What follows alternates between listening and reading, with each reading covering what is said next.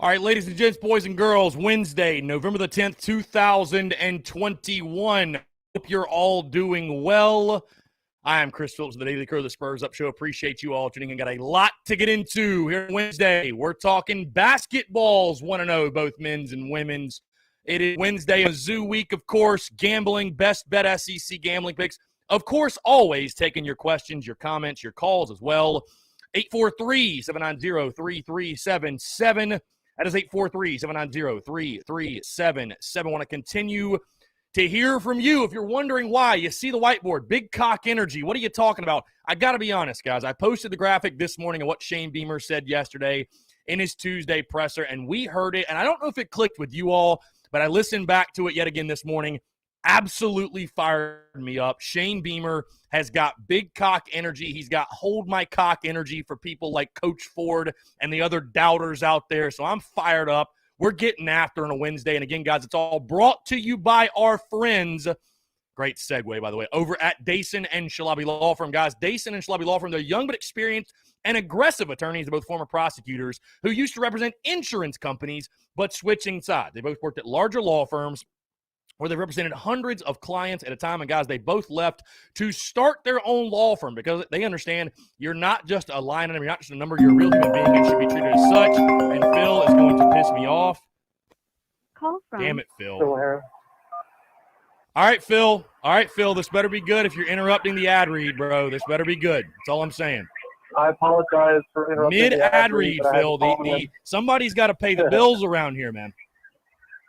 Make sure you get those lawyers that have sponsored you guys. If you're in an accident, go get them. They're the best in the business. Yes. I just wanted to say that, Shane Beamer has big cock energy. I live my life with big cock energy all day long. So I relate to what he's saying. And, yeah, F the doubters, man. This program's on the way up. If you can't see, it's blind. Go Carolina. Go East Missouri, at Missouri. We're the real Columbia. They're not. We are. Always have been. Always will be.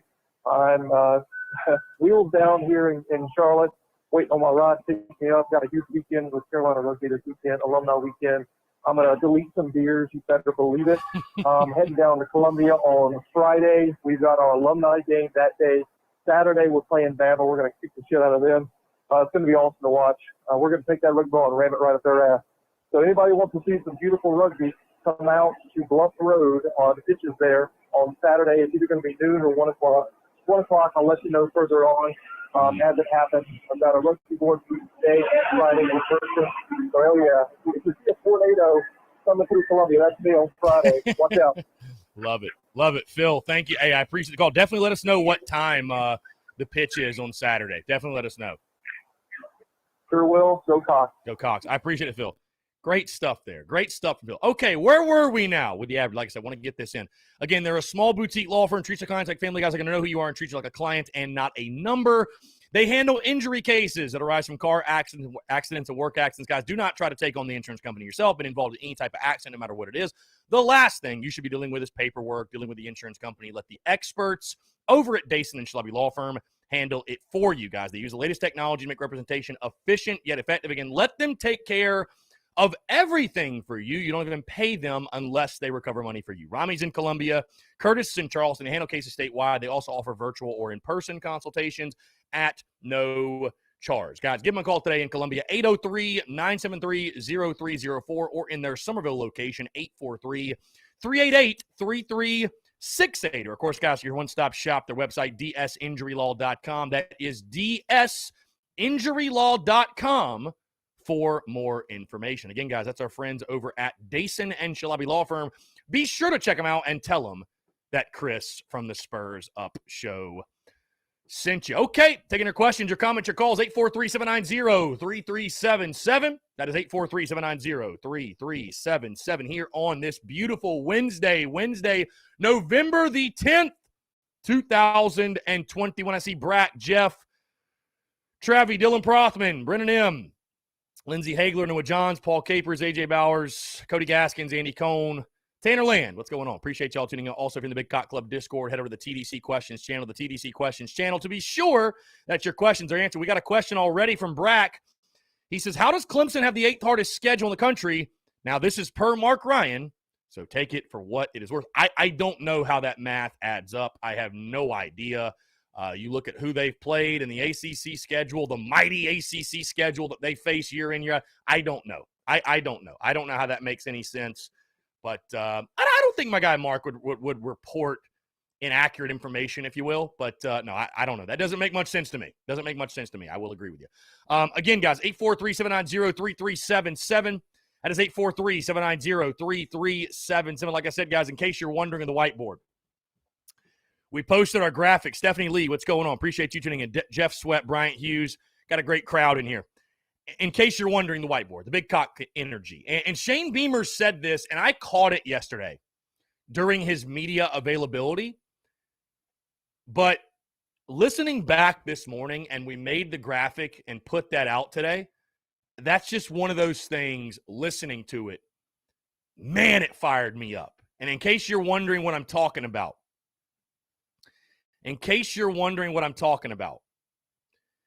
Shane Beamer said, quote, the same people that are telling myself or Marcus Satterfield how awesome it was, quote, we've been behind you since the get-go, end quote, are probably the same ones who were on the message boards last week ready to run us out of town. It is what it is. We've made a big point of not listening to the outside talk when we were struggling. Let's not listen to the outside talk now either. Just that is the ultimate big cock energy from Shane Beamer, not give a damn energy from Shane Beamer. And guys, I'll tell you this too. If you read that, and there's been people responding, if you're upset about what he said, he's talking about you. He's talking about you. The normal human being that's level-headed, that understands it's year one, that's not who he's talking about. He's talking about the idiots. So, hey, I love it. I love it, man. Let it hang. Let it hang. Back it up this weekend, but let it hang, man. Let it hang. Why not? I love it. I love it. And if you don't like it, you can hold it. If you don't like it, you can hold it. Lance, appreciate you, man. Yeah, the merch. We got the Beamer Ball tie-dye.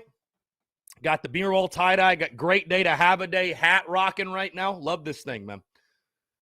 I never really thought I'd be like a denim hat guy, but this hat's fire. This hat's fire. I'm not going to lie to you. This hat is fire. Again, guys, taking your questions, comments, calls, 843-790-3377. That's 843-790-3377. So Austin Greer says, watch the Fire Must Chant video today. Crazy how much weight you have lost. Yeah, I have. I was probably in that video, I was around 230. Now I'm about 195. So, yeah. Yes, the hat, Noah John, should be on the store. Yes, it definitely should be on the store. Let me make sure. Let me check. Yeah, it is on the store. If you go to tsus.store and scroll down, it is with our newly listed items. You got to scroll down just a little bit, but it's with our newly listed item next to the tie-dye hoodies. It's next to the tie-dye hoodies. So, yes, it is 100% on there, though, for sure. Rodney, yes, that's fine. Chris, don't lay an egg on Saturday. Rodney, I agree. But let's give people an opportunity to fail before we assume that's what's going to happen. Again, the PTSD of some Gamecock fans is showing. Let's let it happen. Let's give an opportunity for it to happen first. Yes, the Gamecocks are 1-0, both men's and women's. I see some comments about basketball. Brian Dean says Gamecocks have size on the men's basketball team. They will be better when Bryant returns. I mean, they'll certainly be better when Keyshawn returns. He's one of your best, if not your best player. I think the biggest thing, and I said this last night, said it on the podcast this morning, the biggest thing for this team early on is just finding your best starting five. I mean, it's such a new look team. It's just such a completely new look team. That's really what it's about early on. So, yeah, there's some pieces there for sure. I think early on it could be a little bit of a struggle. Friday is going to be a really interesting test when you take on Princeton. UAB at home next week is going to be a really interesting test as well. UAB was a pretty good team last year. So Gamecocks, by the way, guys, play Friday at 9:30. So late night on Friday, we'll be watching basketball. Somebody texted in, what would a 7-5 record do for Beamer's first year as head coach? It'd just be huge momentum. I mean, it'd be incredibly huge momentum. Give you momentum all across the board. I mean, obviously, your fan base is going to feel great. You're going to go into recruiting and feel great. It'd be huge. It'd be a huge boost for your program. There's no question. Brian Dean, Citadel beat Pitt last night, the mighty ACC. Well, college basketball is just weird, man. College basketball is weird. Let's see. Brian Dean says, I, for one, will not bash our coaches. Sometimes it takes the right players to run the right system. and again, I want to make it very clear, Brian, like I've said all season, I'm not above criticism at all. But clamoring for Shane Beamer, for example, to pack his bags in year one is ridiculous. It's absolutely ridiculous. Austin Greer said, we need you to go on another opposing team's podcast. The podcast of the ECU guys was dope. That was a good time. It was a lot of fun. I'm always open to it. So Brenton Brooks, stay cocky, my friend. Lance Player, just a fun start of the week watching all those teams flourish. Damn, hope it keeps up. Yeah, dude, it's, I know Mike Yuva and those guys make the joke about positive days on Gamecock Twitter, but man, it is wild. It is wild how much more fun things are when your team is winning. When we're winning in football, and then both basketball teams are winning. Where's Panic Ritter today, by the way? Where's Panic Ritter? Because Panic Ritter was annoying the hell out of me, to be totally honest with you. Asking for days. Panic Ritter's going to be here if we lose. Panic Ritter's going to be here if the women. Like, bro, you can worry about every other sport at Carolina. Worrying about women's basketball, where we're better than everyone and we're ranked number 1 in the country. I mean, guys, I said it on the podcast, and I'll say it again, and this is meant as no disrespect or taking for granted what Dawn Staley has built. But this must be what Patriots fans, when Tom Brady was the quarterback, this must be what they felt like. Because to me, the regular season is whatever. Like, it's all about the postseason. That's all that really matters for Dawn Staley's crew. Like, it's nice to watch them. Last night was great. Watching them mow down people in SEC play is going to be awesome. But the real season for us doesn't begin until we get to the postseason. Hell, you could say the real season for Gamecocks women's basketball doesn't even begin to get like the Sweet 16. The rest of it's just, hey, if we go win an SEC tournament, awesome. We've done that a lot. But like, what the expectations are very clearly set, which is to win the national title. I mean, that's what matters for Dawn Staley's team.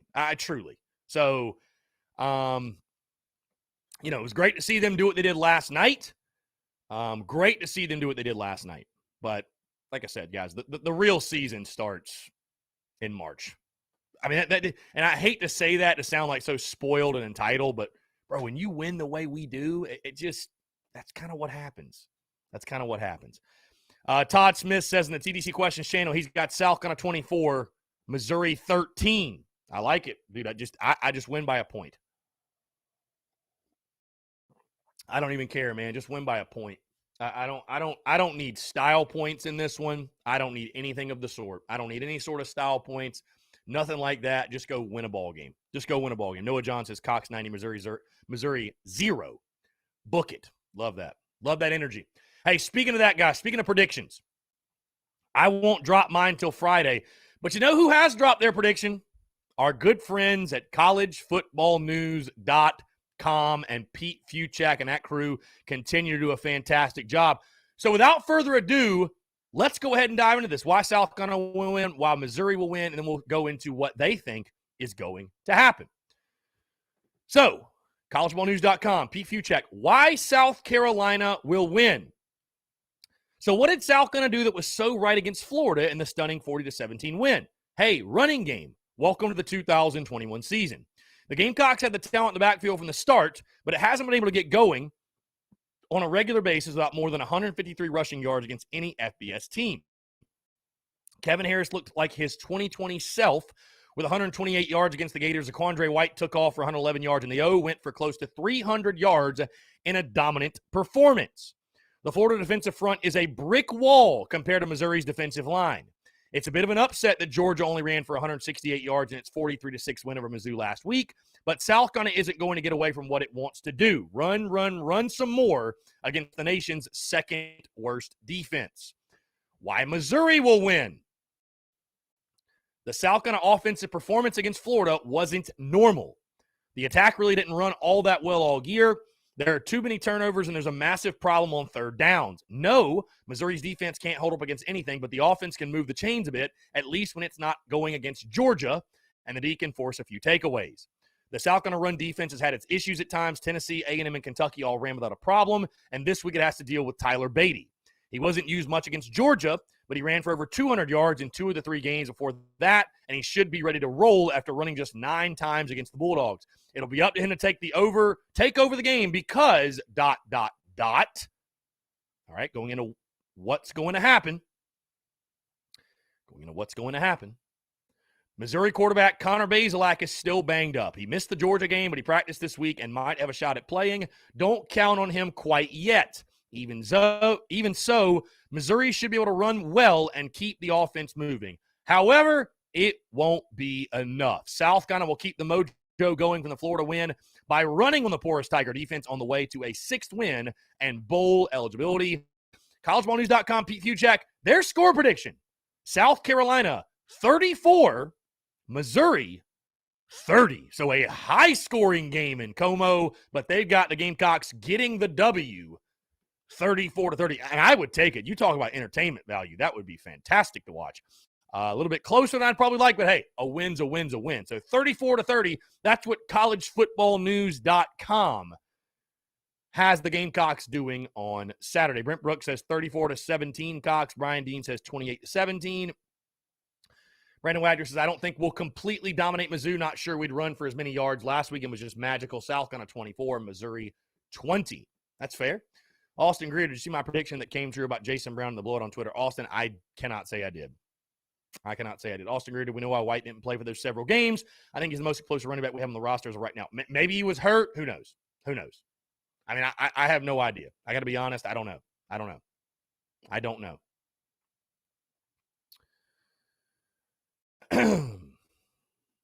Again, guys, 843-790-3377.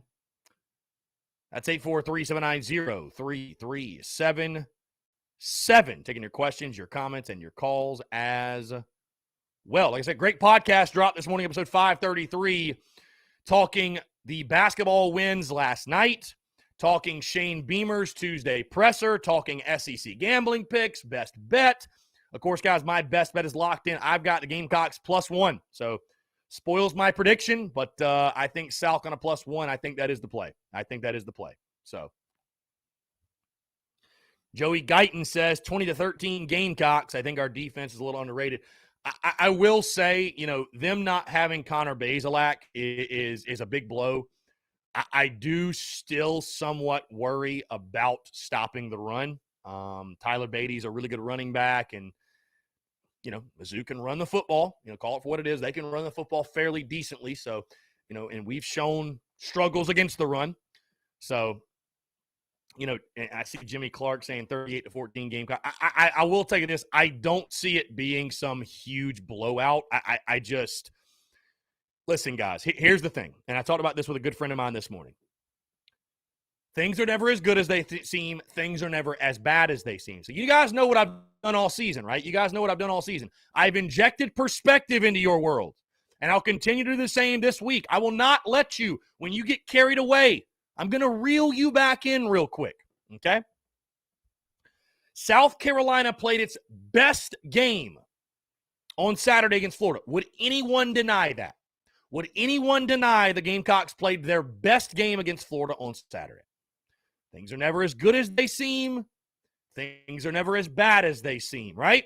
You played your best game against Florida. South Carolina is somewhere between that performance and the performance we saw, let's say, against Vanderbilt, beating them by a single point. You're somewhere in the middle of that, okay? Here's the positive. Now we know what we're capable of. Now we know what the potential is of this team, right? And this team now knows that. Hey, we know we're good. We know when we execute and when we play well what we are capable of.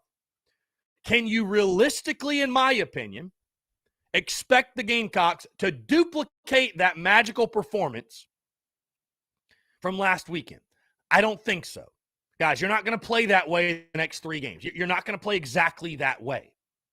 The goal is to simply play as close to that as possible and play closer to that potential than to what you did against Vanderbilt. You do that, that'll still be good enough to win. You don't have to play as good as you played on Saturday to beat Mizzou. You don't. And I doubt you will. Again, that was a magical night, guys, at Willie B, where all of the stars aligned. Everything came together. Again, that is not me being here doom and gloom and pessimistic, but I'm going to give you perspective. I'm going to reel you in. I still don't think South Carolina is 24 points or 21 points better.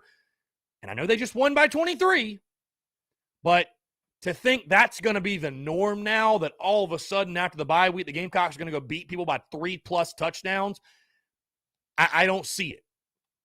And Como's always been a strange road trip for us. So I don't see that necessarily. Again, I've taken Gamecocks +1, guys, so I'm on record. You know, I'm picking Carolina to win the ball game, right? I hate picking spreads because I feel like I spoil my prediction, but I couldn't help myself. I think it's the best bet. Bottom line, the total's kind of wacky. It's the best bet in my mind. No doubt. No doubt it is. But again, things are never as good as they seem. Things are never as bad as they seem. Are we going to play as well? Are things going to go as smoothly as they went last weekend? Probably not, guys. That's why I'm saying, hey, you win by a point, I'll be happy. I'll be ecstatic if you win by a single point. Because you're on the road in the SEC. Weird things happen. Weird things happen at Farott Field. They just do. And this series has always been competitive and tough and weird. So, hey, do we have the potential to go beat Missouri handily? Yeah, I think we do. But can you bank on it? You know what I mean? Like, it's hard for me to bank on it. So, the biggest key will be running the football. Obviously, again, after this, I'll be recording the podcast tomorrow, which will be breaking down everything with the Mizzou game. We're live at 10 root tonight, 5 to 7, so we'll talk about it more there as well. But running the football, guys, that's the key. Running the football. You know, running the football. I know we're all caught up in Jason Brown lore, and that's fine. That's great. Happy for the kid. We can't run the football. We'll go right back to where we were. We'll go right, because I'll tell you this, guys, nobody wants to hear it this week. That's fine. And hey, I've said my piece about Jason Brown. Now it's time to get back to being real. Luke Doty had some very similar stat lines to what Jason Brown put out there on Saturday this season. What was the difference? He didn't have 284 yards of rushing game to help him. Let's call that for what it is. So you go out there and run for less than 100 yards and you give the type of support and the type of offensive line, the type of blocking that Luke Doty had, you won't win. You will not win. You will not win. So you better be able to run the football again. You better be able to run it again. Carry that over. You ain't got to run for 284, but against the defense that's giving up 271 a game, I think you need to run for 200. I definitely. I mean, they cannot stop the run, obviously. So you need to be able to run the football. Bottom line. And I see Rob Brown. Look, I'm not going to get into some huge argument about you think Luke Doty should be a receiver. People think Luke Doty should turn in his pads and take a scholarship. Boy, fine, whatever. If you think he's trash, you think he sucks, you think he should transfer to Coastal, so be it. I'm not going to have the argument with you here. I'm just not. Because nobody – you got your mind made up. You're not going to listen anyways. It doesn't matter. Doesn't matter. I'm just making the point that when you run the ball, everybody looks better. Everybody, their job is much easier. Everyone's under less pressure to perform. When you can run the ball, it makes everything better.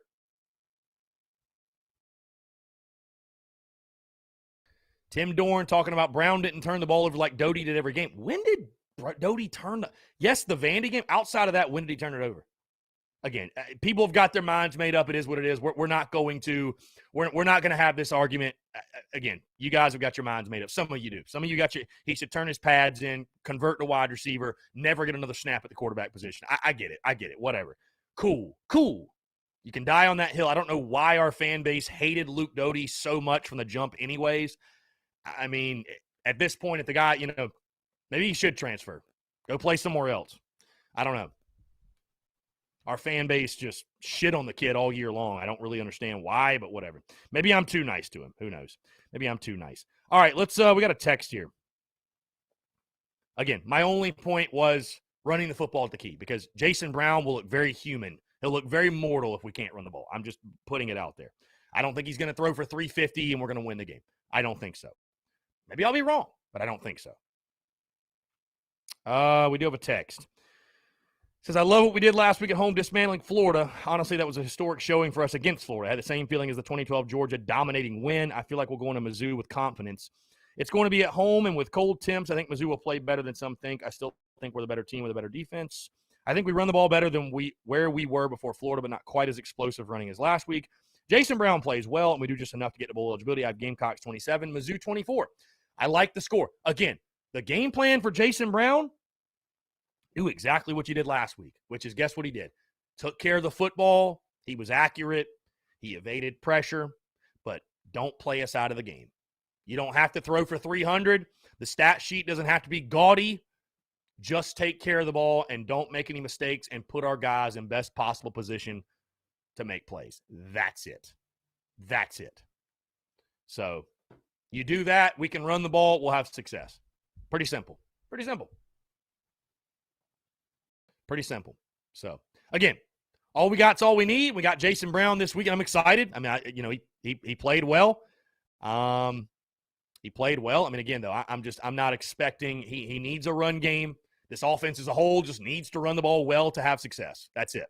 That's it. It's no indictment on any player. We just to run our offense at full capacity, we need to be able to run the ball. Beamer, if you listen to Beamer yesterday, he also made that point.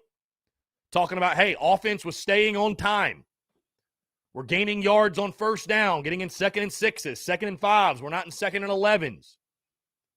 It's not rocket science. We're not built to win 3rd and longs. We're not. So continue to run the ball well. Get to those manageable downs and distances where you can really open your playbook up. It gets everyone else comfortable.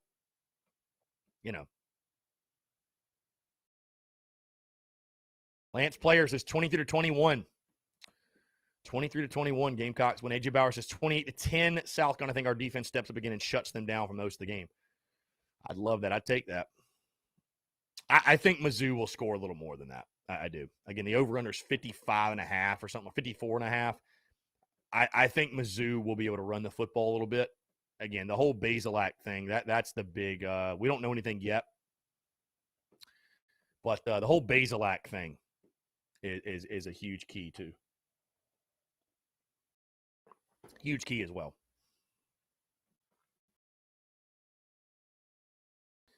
Luke Boyd. Let's see. Mark Riegel says, we're blowing everyone else out. Why did it scare you? We blew out one team. All right, let's jump back to the phone Call lines here. from Robbie Davis. Robbie, what's up, man? How are you? I'm good. How are you on this cold Wednesday? I'm doing pretty well. It actually feels pretty good here. I don't know. I think the high today is like 75. So I think it feels pretty good outside today in Columbia. It's a little chilly where I'm at. Yeah, high 75 today here in Cola. So it's I think actually high 77. So yeah, it's actually warm here today. My prediction for right now is I'm leaning towards two different scores though. This is where I'm getting kind of getting headache. Mm. Part of me thinks we'll win 35-28, and part of me thinks we'll win 38-35 with a game-winning field goal. I'm torn between those two scores. I'm not convinced. I'm not convinced that we'll, because like you said, Missouri has not been too kind to South Carolina the last couple of years. It has not been. Every time we go up in there, it's always a tough one. And if our defense plays as well as they played last Saturday, I think we can wind up getting out of Columbia, Missouri with a win by at least either 7 or 3 points. Yeah, I mean, if we play like we did last Saturday, we'll definitely win. No question we'll win. I just don't want to see us come out after that performance against Florida and lay an egg. Yeah, I think that's what everybody's all the Gamecock fans that have been around the block a time or two, that's what they're all worried about. So Yeah. Because as you know, in history, we always have a tendency to play really well one game and then like extremely well one game, and then the next game we play like trash. Yeah, it's certainly happened before. How do you avoid the dreaded letdown game? Again, I think also too though, because I do agree with you. We've had some games where we played really well and then played terribly, but I think if you also just keep perspective though, that like we played really well against Florida, that was a magical night, that was a great game. We're not that good. It's like a golfer, right? No, like when you go out there and have your career day, when you have your best round, that's not who you are every time you go play, right? And when you have your worst day and your worst round, that's not who you are every time you go play. You're somewhere in the middle of that. That's what I'm saying. Like, hey, the good news is about that game is we saw our potential, and our players should have a lot of confidence of, hey, if we execute and do the things we should, like, we know how good we are. But is it realistic to expect that performance every weekend? Yeah. Like, we're not going to play that good again Saturday. We're probably not. I mean, I'd love to see it, but we're probably not. You don't have to, though. You just got to hope you play closer to the good version of your football team versus the bad version. That's what you got to hope. And like the same goes for basketball. Like I know basketball just started as of last night, but like if you don't I don't care how good you are, how good the team is. If you're playing, let's say we're playing South Carolina State, right? If the ball ain't dropping through the basket like it was a couple of days ago, but State's hitting shots left and right, and you don't start making shots and playing defense, you're going to lose. Does that make sense? Oh, yeah. No, it makes total sense. Yeah. It makes total sense. And I think they need to do the same thing they did this past week. Just tell Jason Brown, don't try to overdo it. If receiver one ain't there, it's the check down. If the check down ain't there, throw the ball away. Yeah, and I think he did a great job of that, by the way, against Florida. Lose yardage, yeah, I think he did a great job of that against Florida, reading the defense and going through his progressions. And hey, it helps when the offensive line gives you time to do so. And yeah, he did a great job of that for sure. So yeah, I would agree with you. I would agree with you. Continue to do that. Go through the progressions and yeah, just be smart with the football. Bottom line. Don't go back. Yep. And if you have to, take the sack. Don't try to force it. And if you're going to take the sack, hang on to the ball.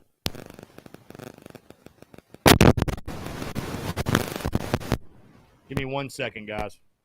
Hey, we're going to take a 5-minute break. We're going to fix the phone lines real quick. Questions, comments, calls, 843-790-3377. Want to hear from you all. Again, we're going to fix the phone lines real quick. Muschamp Hackers working hard. We'll be right back.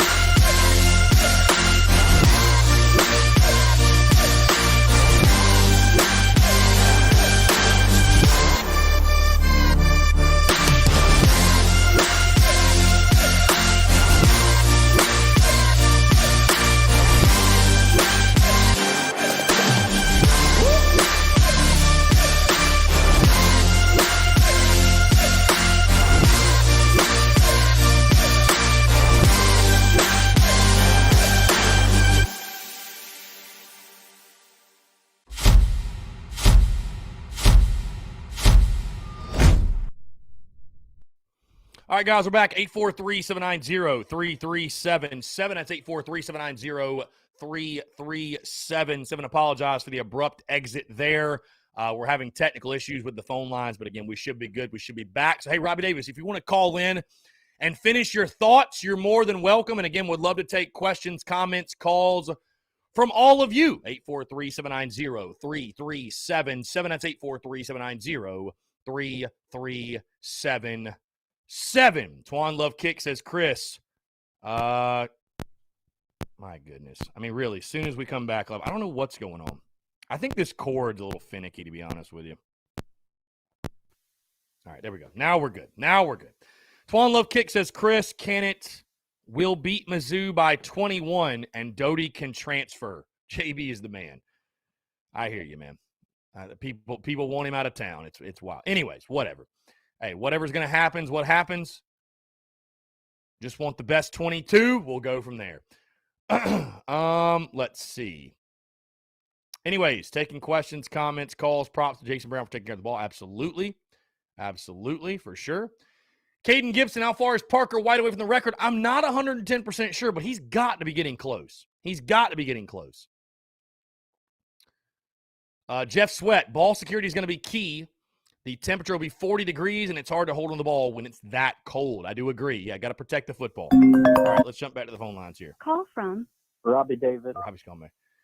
Robbie, I apologize for the technical difficulties, man. Go ahead. What's up? Hey, man, crap happens sometimes. Sometimes you got to just swim through it. You know what I mean? Yeah, no, it does for sure. It does. But what I was saying before the phone line went kaput is I'd like take care. Like I just if Jason Brown's fixing to get walloped, number one, hang on to the ball. Yeah. Okay. Because he's probably going to get sacked Saturday. The odds of him getting sacked on Saturday are probably higher than they were last week. Fair. That's fair. So I would tell Jason, look,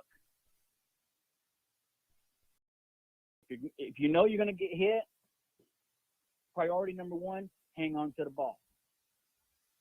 Because as long as we have the ball, Missouri can't score. That's the reason why we beat Florida the way we did, is because we hung on to the ball and kept their offense on the sideline. And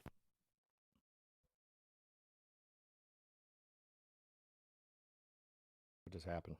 Muschamp Packers are hard at work today. Hold on. We're getting you back, Robbie. Hold on one second.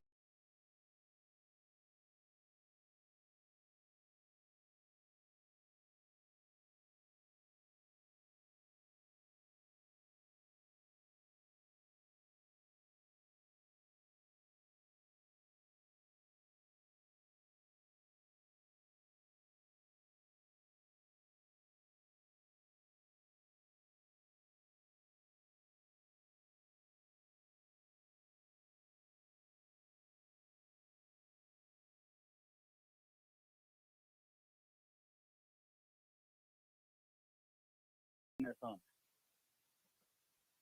Yeah, no, that's a good point. Yeah, that's a very good point. If we do that at Missouri, we'll beat Missouri. I'm telling you. And like I told you Monday, if we play like we played against Florida the rest of the season, I think we could go undefeated in November. Am I saying it's going to happen? No. But I'm saying that we could. Yeah, I mean, at least we now know what we're capable of. We know what we're capable of now, for sure. We know what we're capable of. Right. So, yeah. Right. No, I love it, man. I like your prediction as well. We'll see what happens. Hey, we're gonna jump to Robbie. We're gonna jump to another call, but again, you're locked in. Was it 38-35, or what was the other one? 38-35 or 35-28 was the other one. Hey, I'd take either one of those.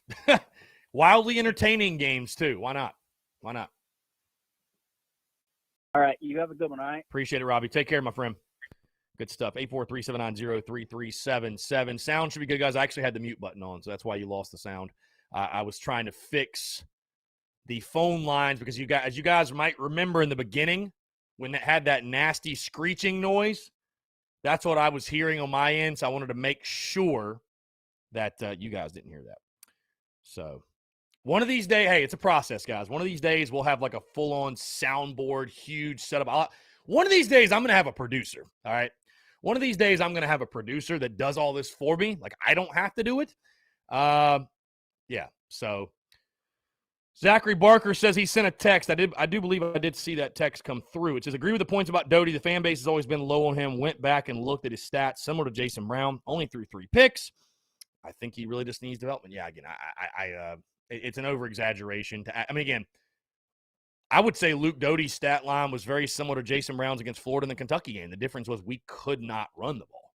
I mean, it's again, guys, it's people want to, it's not rocket science. Run the ball, you win. Can't run it, you lose. No more than that needs to be said. Eric Fryer, Mizzou game is a toss-up now. Yeah, I think that makes a lot of sense. I think it should be a toss-up. I think if anything, Carolina should be favored. I'm glad we're not, actually. I'm glad that we're an underdog. Give us that chip on our shoulder, whatever, I guess, if we need it. Doubt we do. But, whatever. All right, let's jump back to the phone lines here. Call from Skyland Davis. Skyler, what's up, man? How are you? What's up, my brother? Dude, just hanging out, man. Just chilling. Hey, 100 days till first pitch, by the way. 100 days till first pitch. Can't wait. Cannot wait. Definitely want to see less home runs and more base hits. Yeah, for sure. For sure. Absolutely. And on the fun thing, we got about 20 guys that can move the bases too. Yeah, no, dude, we're going to be so much more athletic, and it's going to be exciting to watch, man. It's going to be very exciting to watch. What concerns me is the back of the bullpen. Yeah, a lot of roles had to be established, and I don't think we're going to have nearly the depth we had last year. But guys got to step up. You never know. Guys have just got to step up. Right, part of the game. Well, I've seen this story too many times. I've been a Gamecock fan a long time, and I'm not taking away for what we did Saturday. Right. But I will want to see Jason Brown consistently do what he did. Do I think he sucks? No, but some of them balls, it was 50-50. Josh Mann won a couple of those balls. But I'm not bashing nobody. I'm not being a Debbie Downer. I just want to see Jason Brown to go out there and do it versus Missouri and turn around and do it versus Auburn. And do it versus Clemson, because the next 3 games are very winnable. It's toss-ups. Yeah. I don't think there's any harm in being, I'm optimistic, but I'm cautiously optimistic. There's no harm in that. There's no harm in that at all. Go do it again. You beat a Florida team that's in disarray, and that's taking nothing away because you took advantage of them. And Mizzou, you could say, is in a little bit of disarray as well. They're at least defensively. So the opportunity's there, but there's no harm in we've seen this team perform the way they did this last Saturday, but that doesn't wipe away the way they performed the previous 8 games, right? So you can't tell me, and this is my opinion, that Marcus Satterfield was calling the offense Saturday night. It just looked night and day. It just looked night and day. Well, dude, I don't know, but I can just tell you this: when you're blocking, it's going to make everything look a lot better. So I'm just saying, man. When you're opening holes and you can run the football, man, it's makes life a lot easier. That's for sure. If we can run that football versus Auburn and Clemson like that, I don't see why we can't beat them. Yeah, for sure. For sure. Well, yeah. How you feel about last night's Frank Martin basketball team? I feel fine, man. I look at last night a lot like I looked at EIU in football, where it's the season opener. You can't draw tons of conclusions from that. I think what you saw is we looked about as sloppy and ugly at times as a team that has a bunch of dudes playing together for the first time ever. We looked about how you would expect. It's wild, man. I was sitting there with a buddy of mine watching the game. He's a big Gamecock fan. I wouldn't say he's the most diehard kind of basketball fan, but he watches it enough to. We were sitting there and he's like, "Who are these guys?" He's like, "Who are these people?" Like, completely new look team. So it's all about, I think, early on. They're more athletic. Yeah, I mean, we're more athletic, but it's about finding your best starting five and guys who are going to contribute on a game in, game out basis, on a consistent basis, if you will. And you just hope that while you're doing that and you sort of find yourself, it's in more winning efforts than losing efforts, because you and Frank didn't seem too worried after the game, which I guess is expected. I mean, what else is he really going to say? But I mean, again, my predictions are out there, man. I don't think we're some great basketball team by any stretch. We do have potential. I mean, I think we got some decent players, but I don't think we're some great basketball team. So, and early on in the season, you're combating not having Keyshawn Bryant. So, hey, Friday against Princeton will be tough. You're going to have a game Sunday against, I think, either Minnesota or Western Kentucky, and then UAB at home next Thursday is actually going to be a lot tougher game than people probably realize. So, yeah, but I mean, you won by 18. You won by 18. So I'm not going to complain too much. Very fast. I think the Gamecocks win versus Missouri. I think we carry the momentum into Auburn. And I'll have to see how we look versus Missouri, but I do think we have enough to beat Missouri. Yeah, for sure. We go bowling. Yeah, I mean, and that's the perspective I'm not going to lose either, man, is like, if you beat Mizzou, we'll say if and when you beat Mizzou, would it be disappointing to lose the last two games? I mean, absolutely it would. But I'm not going to lose perspective how 6-6 or better is a great season. Bottom line. Even if you just go 6-6, you go to a bowl game, that's a really good season. So, hey, take it one game at a time, whatever. There's no point in speculating like that and looking ahead. But, yeah, it would be huge, man. It would be huge to get to bowl eligibility on Saturday, and, I mean, just for this program and where it was a year ago. And, hey, I don't know if people know this. This time a year ago was the week of the Ole Miss game when Will Muschamp was fired.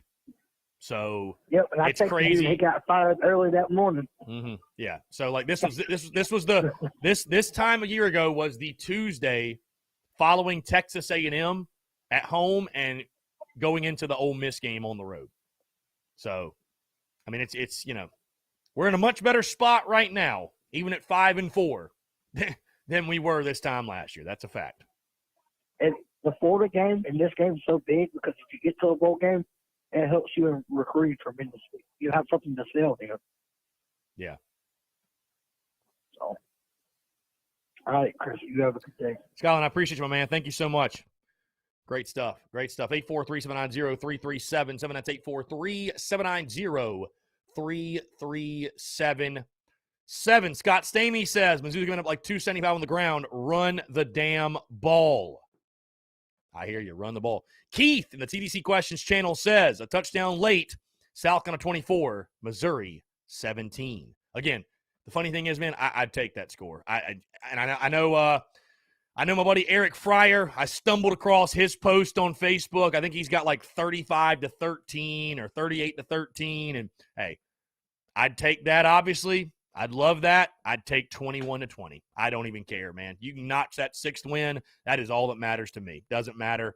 Again, I tend to believe that it's going to be a little bit of a closer game. I'd be really, really surprised if we beat Mizzou by three plus touchdowns, or if we went out there and just dominated them for 4 quarters. I'm not saying Mizzou's good by any stretch. Certainly not insinuating that. But do I expect us to play as well as we played on Saturday against Florida? Not necessarily. Not necessarily, but hopefully we can play much closer to the performance we had against Florida than any of our performances previously. We'll say that. So, Bill Cole says he'll take 3-2. Wouldn't be very fun to watch, but hey, a dub is a dub. Jonathan Shockley says we just got to stay level-headed, Cox. Let's keep playing with our hair on fire. Love seeing our guys fighting and not getting up. Tanner Lynn says Steve Spurrier was calling the plays. I hear you. Rob Brown says 50-50 balls are part of football, part of the game. Yeah, they certainly are. They certainly are. Let's see.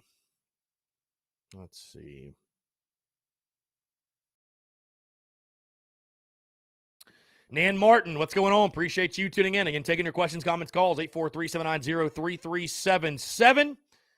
That's 843-790-3377. By the way, guys, quick reminder, if you're in the city tonight, we are live back again at Tin Roof, 5 to 7. 5 to 7 at Tin Roof. Very excited to get out there, guys. It's been an absolute blast hanging out at Tin Roof. Really just partying up with the homies, partying up with the boys. So would love to have you guys come out. Also, we are having a giveaway at Tin Roof tonight. My good friend Jeremy Smith here with Apex Art and Design. We're going to be giving away an art piece, but here's the kicker. You got to be there in person to win. So again, show up, show out, Vista, Tin Roof in the Vista, 5 to 7. We will draw a winner at the end of the show. Going to be a lot of fun. Really looking forward to it. Always look forward to those shows. We have a blast. Also, quick reminder, episode 533 of the podcast did drop this morning, talking basketball, football, gambling, all that good stuff. Let's see. Brian Bennett says 42 to 7. Gamecocks will absolutely dominate, brother. Whew, man. It's just, again, what's scary for me, not scary, but just like makes me stop and, you know, it's just a week ago today, the same folks who are picking us to blow out Mizzou, the same folks who are picking us to win and saying we might not lose another game, a week ago today, were telling me that we wouldn't win another game. So, you know, let's just reel it back in. We very good chance to win this ball game. Hey, my best bet's Gamecocks +1, guys. I feel very good about South Carolina winning this game. I'd take a 1-point win as much as I'd take a 21, as much as I'd take a 41-point win. They all count the same. Austin Greer says, I think we're riding a little high, beating a bad Florida team. Let's not forget we beat Vanderbilt by a point. Fair points. I would say again, though, I'm not going to discredit South Carolina's win over Florida and say that Florida's terrible. Hey, even if they're not good, even if they're reeling, right? Even if Florida's reeling, we took advantage of it. We took advantage of it. We did what we had to do. We did what we had to do.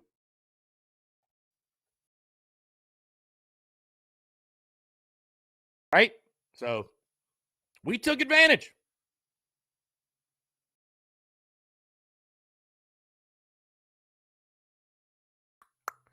Jonathan Shockley, 24-21, depends on which Gamecock team shows up. Indeed. Eric Fryer says the same guy who predicted the Florida win with South Carolina scoring more than 30 points is the same guy who's predicting a much larger margin of victory against Mizzou. I hear you, Eric. Maybe you should start a podcast. I don't know. I mean, I will say in my defense, I've picked every South Carolina game right outside of Tennessee and Florida. So my record this season is not bad. It's not bad at all.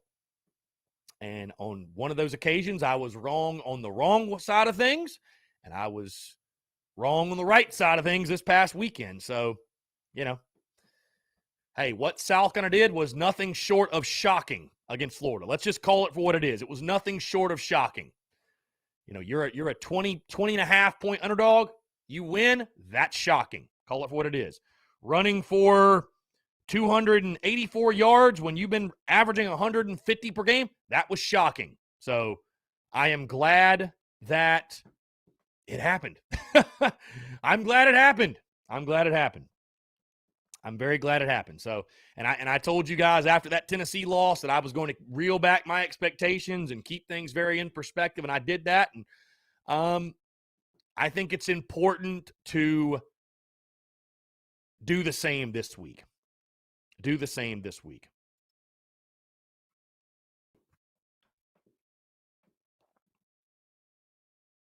Let's see. Let's jump back to your questions. We do a text here. Tanner Land.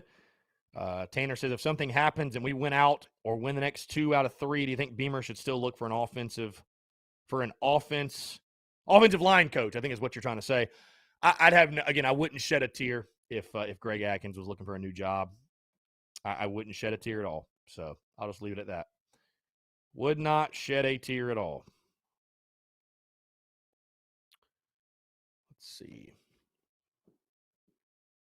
Brian Bennett, it's one game at a time, but I can guarantee you Beamer has Auburn circled. It's personal for him. Oh, yeah. Again, I hope he's not looking at Auburn right now, and I don't think he is. I think they're locked in on this game against Mizzou. You know, they understand how important it is, no doubt. So they certainly understand how important it is. They certainly understand it. Again, guys, 843-790-3377. That is 843-790-3377. I want to continue to hear from you, taking your questions, comments, calls. Again, guys, I'm locked in my best bet for South Carolina, Missouri. I've got the Gamecocks +1. Again, I hate that it spoils my prediction, but I just like the number. I think it's the question is this. The question is this. Is Vegas? And we got a call here. Let's see. We got a call. Call from Rebecca Standard. Rebecca, what's going on? How are you? Doing good. I'm happy that we beat Florida. Yeah, that was a fun game. Yeah. Now we're supposed to play Auburn or Missouri. We got Missouri Saturday and then Auburn the following weekend.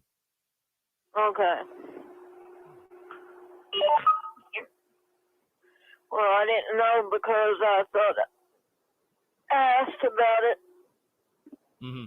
Yeah, for sure. Yeah, we got you Missouri. remember me telling you about my great uncle that had brain cancer. Right. Mm-hmm.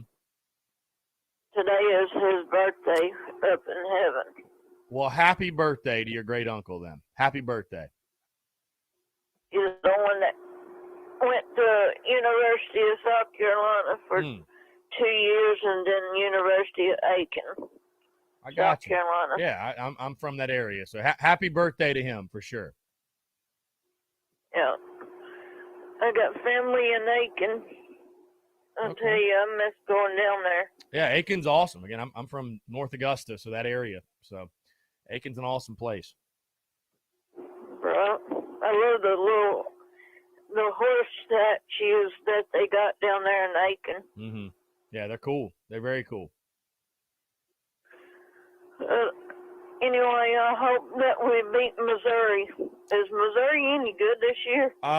They've struggled mightily on defense. They've got some players on offense, but it's a bit of a toss-up game. Feel good that we can get the job done. So no, they're not world beaters by any stretch. No, they got a worse record than us. They're 4-5. So we should have a really good chance to win. What are we ranked on? Say it again. I said, what are we ranked on? Well, we're not ranked. Right. We're 5-4. They're 4-5. But neither one of us are ranked. Okay. Neither one of us are ranked. We're 5-4. We are 5-4. Yep. Tennessee is playing Georgia this weekend. Yeah, to hell with them both. Yeah. You know what I say? I say Georgia's going to beat them. Yeah, I think Georgia's going to beat the crap out of them probably. I hope so.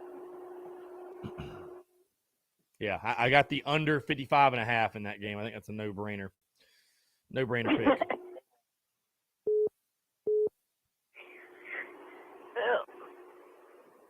I did have me a car, but the thing is, when I told you that I had some car flags with some Gamecocks on it? What happened? They punch them out?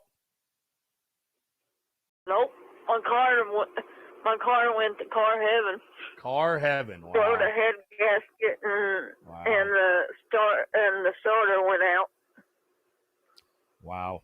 That's unfortunate when that happens, but that time comes for all of them. So that does happen indeed. Now I'm on the hunt for another vehicle whenever that will come across. Yeah, you got to have you some wheels. You got to have you some wheels. Right. For sure. Well, Rebecca, I appreciate you calling. We're about to run into a break, but I appreciate you calling. And again, happy birthday to your great uncle. And yeah, let's pull through the Gamecocks or pull the Gamecocks through against Missouri this weekend. I appreciate you. Thank you. Right. He's in heaven. Yeah, for sure. Rebecca, take care. Have a great rest of your day. All right, call in anytime. All right, y'all have a good day. Go Gamecocks. Go Cox. Appreciate that. Again, 843-790-3377. So, guys, before we go into the break, we got a couple of questions here. Caleb says, let's keep our goals balanced and achievable. 210 yards rushing, 180 passing, limit turnovers and penalties, and we win. Our defense is good enough for that to win us a game. I agree. Eric Fryer watched the tape. The DNs have to pause and see if JB pulls that ball down. Instead of full steam ahead every snap, that delay is what is making all the difference in the run game. Having someone spy JB every play has helped the run game. I don't see a reason for that to change. I don't see a reason for that to change in the Mizzou game against the 129th rush defense. Again, Eric, I agree with you, no doubt. Part of that argument makes no sense to me because Luke Doty's quicker and more agile and faster than Jason Brown is. So how does that make any sense? Why were they not doing that when he was in there? I can tell you why, though. I can tell you why. Because it was 2nd and 11 and 3rd and 11 every time he was in there. So of course they're going to pin their ears back. There's no threat of a run when it's those downs and distances. Again, taking nothing away. But if they're doing that for Jason Brown, there's a threat of a run. Were we just falsely advertised? Did he really not run a 4.4? Again, that's the part of that argument, that conversation. That's the part I have trouble comprehending. So maybe you can explain that to me. Let's see. Jeff Gullidge, this is exactly what Jeff Gullidge said. We need to this weekend, because the next 2 games will be emotional games. Maybe you're saying we need to win this weekend. Auburn because of Bobo, and then Clem sucks because they are Clem sucks. Yeah, somebody just left a voicemail. If you're calling from an unknown number, yeah, I haven't been answering that because I think it's a spam call. So if you want to call back in, I guess I'll answer it. But yeah, normally I think it's spam. Either way, if you want to call back in, we'll take your questions, comments, calls on the other side, guys. I want to continue to hear from you. And maybe, just maybe, on the other side of this break, my guy Eric Fry can explain to me why Jason Brown would have that much more success running the football and the running game would have that much more success than when Luke Doty's in. Again, I don't care who the quarterback is, but that specific argument, I have a hard time wrapping my brain around. Maybe, just maybe, the offensive line just blocked a lot better and we just ran the ball better. I don't know. I'm an idiot, though. I'm just a big idiot. So, either way, 843-790-3377. I want to continue to hear from you, your questions, your comments, your calls. On the other side of the break, you're tuned in to the Daily Crow.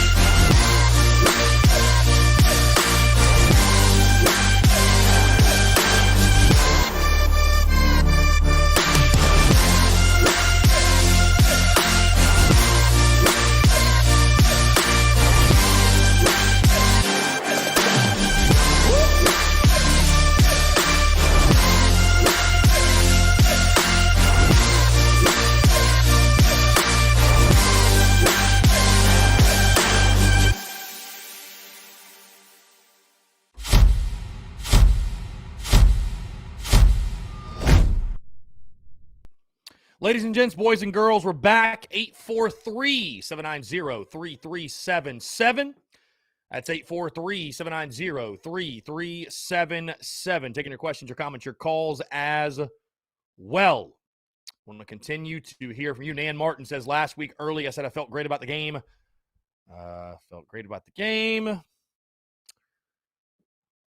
I, like everyone, was shocked how well we played. I think the first quarter and Saturday may be close before we settle in, and then we play ball. We win by 10 as far as which counter team will show up. Our team, that's who. Hey, again, I'll take a 10-point win. I'll take a 3-point win. I'll take a 1-point win. Doesn't matter to me. A win is a win is a win. Getting to bowl eligibility is all I care about. Jason Anderson says, if Florida watched film on JB at St. Francis in preparation, perhaps he was more effective with his legs than Luke because of his aggressive mentality to push the ball down the field. Also, Luke's foot. Yeah, Jason, I agree. I understand that. I'm just saying, and I understand the point trying to be made. And again, it's taking nothing away. But the point trying to be made of, well, now we have the threat of the quarterback run, so that's what made the running game so successful. That's literally what I spent 3 months during the summer talking about, breaking down the offense of why the offense was going to be so much better with Luke Doty at quarterback. So it doesn't make any sense to me, right? So was it really just the injury? I don't know. Maybe. You have to think it was. I don't know. Either way, again, don't give a damn who the quarterback is. Don't even give a single damn who it is. We ride with JB on Saturday. We ride with the one who will win us football games. Bottom line. That's all I care about. Go win us football games. Because if we win, we all get the glory. Doesn't matter. If we win, we all get the glory. We all get to celebrate. It don't matter who the starter is. At least from the fan side, right? We don't care who the starter is. Just go win. Just go win.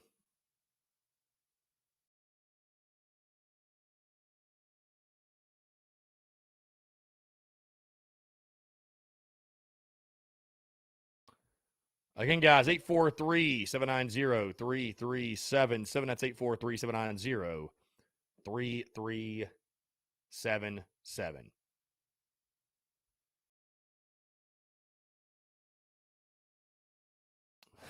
God. Panic Ritter. There he is. He's worried we're going to make Missouri players look like all-stars. Ritter, what do you think about women's basketball? Adam Ritter, any comments on women's basketball? Any comment? I'm giving you the floor. The stage is yours, my friend. Any comment? Yes, we're the real Columbia. You're correct. Ernest Harrison says, considering every FBS team Missouri has played has scored at least 24, and our defense has held every average team with the exception of Tennessee under 30 to 23 Gamecocks. I like the prediction, Ernest. I like the prediction. Brian Dean says, Chris always says, all we got's all we need. Yep, all we got's all we need. We'll play with the 22 we got. Absolutely.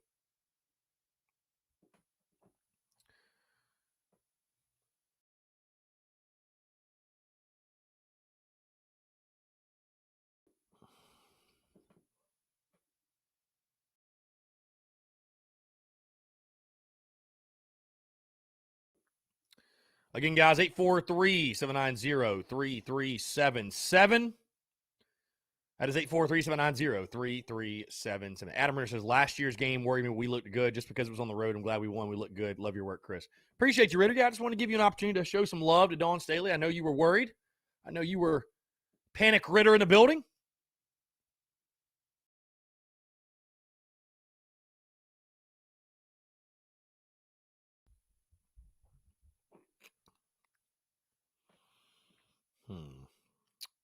Again, guys, want to continue to hear from you. Again, podcast drop this morning, episode 533. Really excited tonight to get out to Tin Roof, 5 to 7. Hey, I just want to quick remind you guys, Carolina Ale House, Fort Mill location this Saturday. Watch party for the Gamecocks game against Mizzou. Kickoff is at 4. Yours truly will get there around 2 or 2:30 or so. Going to be a really good time. Looking forward to seeing all my Charlotte Gamecocks, Rock Hill Gamecocks, Fort Mill Gamecocks, all you guys coming out. Going to be a lot of fun. Really looking forward to it. So, again, that's Carolina Ale House in Fort Mill South Carolina. The details are on social media. The last watch party, by the way, the final watch party of the 2021 football season. Maybe would we do something for a bowl game? I think I'd probably travel, to be honest. I'd probably go to the bowl game. So, yeah, this is probably our last watch party for Gamecocks football for the 2021 season. So, again, would love to have you guys out there. Carolina Ale House in Fort Mill, South Carolina. Going to be a lot of fun. Yeah, Hunter Johnson, Clayton, and Sapp pressers, they've already spoken. Those have already happened. So, I thought about us tuning into those. at one point, and we did, I think, like one day. But, we tune into Beamer on Tuesday. I'd much rather just take you guys' questions. I mean, they don't – I mean, here's the thing, man. They don't normally say anything that's crazy anyways. So, what's the point? What's the point? Krista Carver says, how about our men's and women's teams last night? Hopefully we'll both do it again Friday night. Well, the women will definitely win. They got South Dakota State. They will, I'd imagine they'll crush. The men's against Princeton, that will be a very interesting game. I don't think there will be a betting line on that yet. That'll be a very interesting game, though. No doubt. No, they don't release lines till day of. So we'll have a line on Friday, though. We will have a line on Friday. I was going to say, are there any good football games on tonight? We're going to be at Tin Roof 5 to 7. We will have the TVs going. Oh, yeah. Ball State, Northern Illinois. Kent State, Central Michigan. Bowling Green, Toledo. I used to love, by the way, Maction and Fun Belt when I used to gamble on sports. God, those were fun nights. Tuesday, Wednesday, just gambling.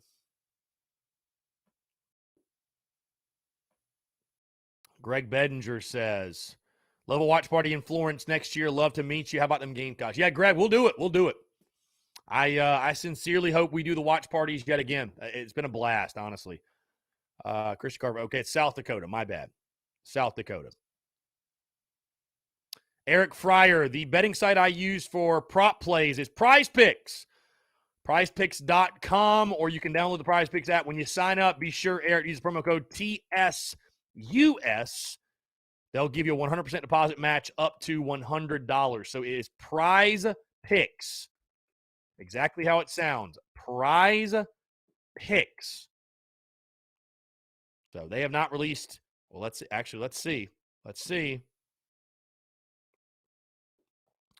They've released some totals for Saturday. They have not released anything for the Gamecocks, though.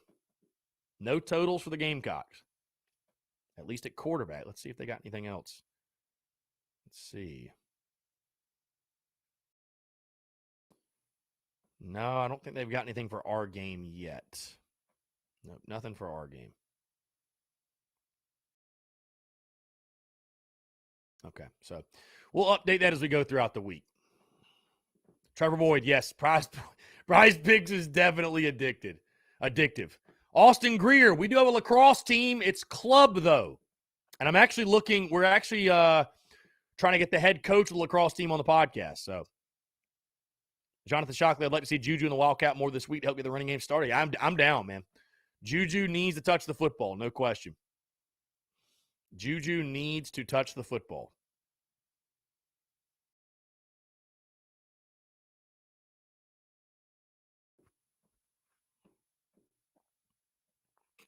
So,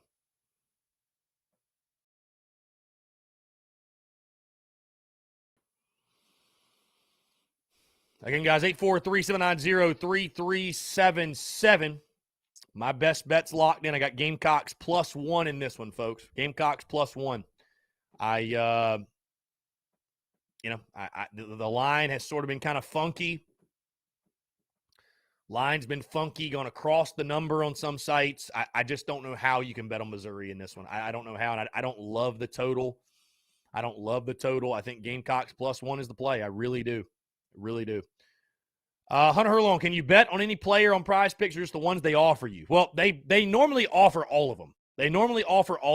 You can't just pick any player, though. Like if they don't have Jaheim Bell listed, you can't go pick Jaheim Bell. But they normally have a very good selection of players. They normally list the top players, right? They normally list the top players. So.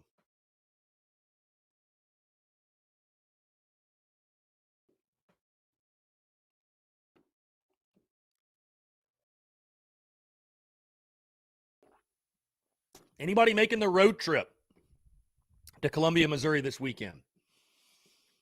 I saw it's going to be very cold. Very cold. Eric Fryer last week was Van 3 over under. I'm sure, yeah, my prize picks play was abysmal last week, but I thought we were going to lose by 21. So I had Van, I think, like under 50 receiving yards, and let's see, what did I have? Yeah, I had Van under 40.5 receiving yards, and I had Damian Pierce over 51.5 rushing yards. And the Van hit the over in one play. So Van hit the over in one play.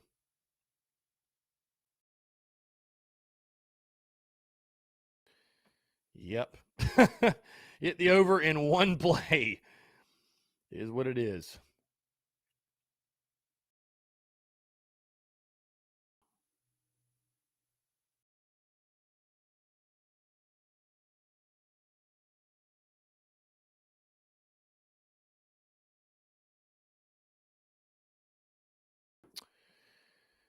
Eric Fryer took the over on both Van and ashamedly Uyunglele from Clemson with one over-under on touchdowns. You probably did well, though. Hey, bro, in gambling, it doesn't matter what your logo is. It doesn't matter what allegiance that you have. The only allegiance you have in gambling is money. So the only allegiance we have in gambling is money. Again, guys, taking your questions, your comments, your calls, 843-790-3377. That's 843-790-3377. Brendan M. says in the Big Clock Club Discord and the TDC Questions channel, he says, I'll be in Columbia, Missouri. Indeed, yeah. Go crush it, my man. Todd Smith says, my wife, daughter, and son and his wife are going. Or I think it says, my wife's daughter and son and his wife are going. Sounds like a good time. Yeah. Yeah.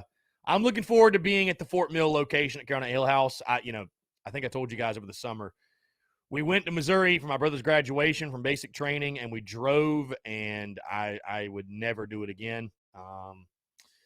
So I'm not upset. I'm not upset that I'm not making that long ass trip to Tacoma. Austin Greer, do you ever think about expanding TSUS and adding to the channel, which focuses on all SEC teams or all college while build a brand? Yeah, I know. I do, Austin. Yeah, that's something I think we're going to have big goals and big plans for 2022. Yes. We're getting to that point, Austin, where those conversations and that vision is coming more into focus, if you will. So you're a smart man, Austin Greer, but that's definitely something I've pondered more than a couple of times. We'll put it that way. So yeah, more than a couple of times.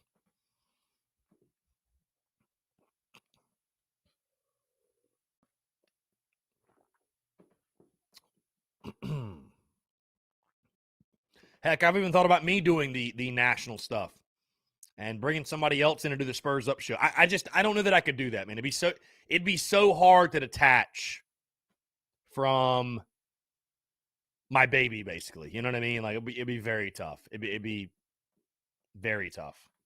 So I think I know there's a route to expansion without having to do that. We'll put it that way. Bill Cole says, that trip to Mizzou is bad as the haul to A&M. No thanks. The couch on the big screen, the heat sounds better.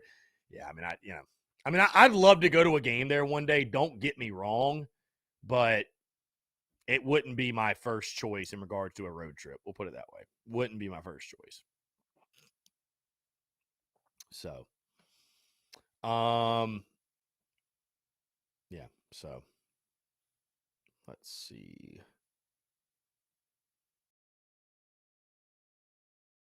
Christian Carver, Friday night. If you have ESPN News, stay there starting at 7 because you have the Gamecock Women's Hoops teams at 7.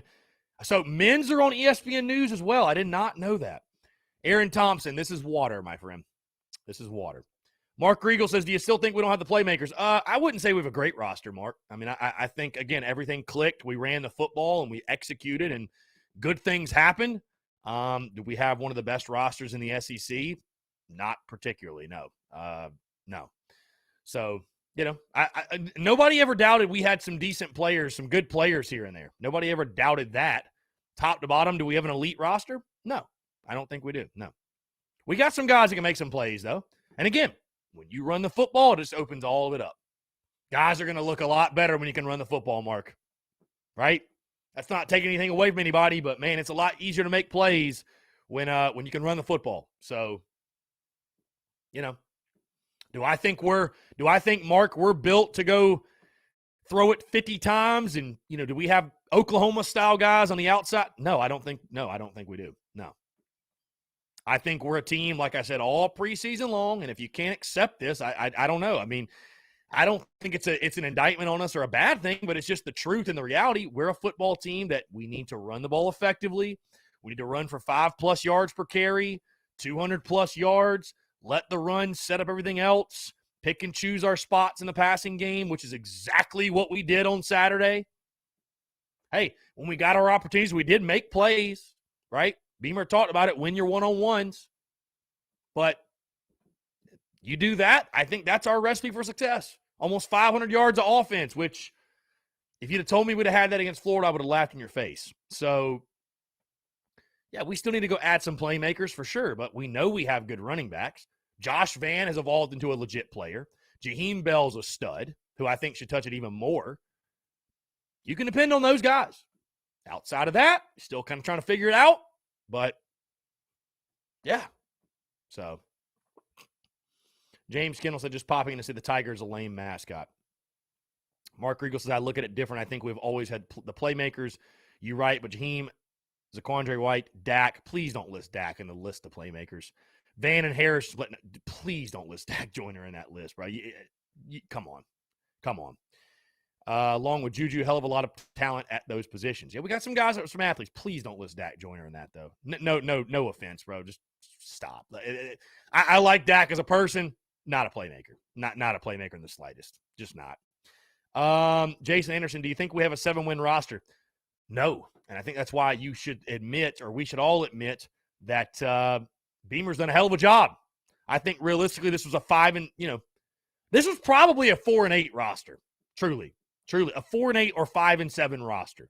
You go 7-5, that's why Beamer should be coach of the year in this league. No question. He won't get it, but he should be. He won't get it, but he should be. It's an A+ coaching job if you go 7-5. Truly. Because again, the negative, pessimistic, glass half empty people will look at the first 8 games of the season and say, well, you should have won this one. You should have won this one. Look how you looked in this one. No. The way to look at it is Shane Beamer held it all together when shit could have just easily hit the fan.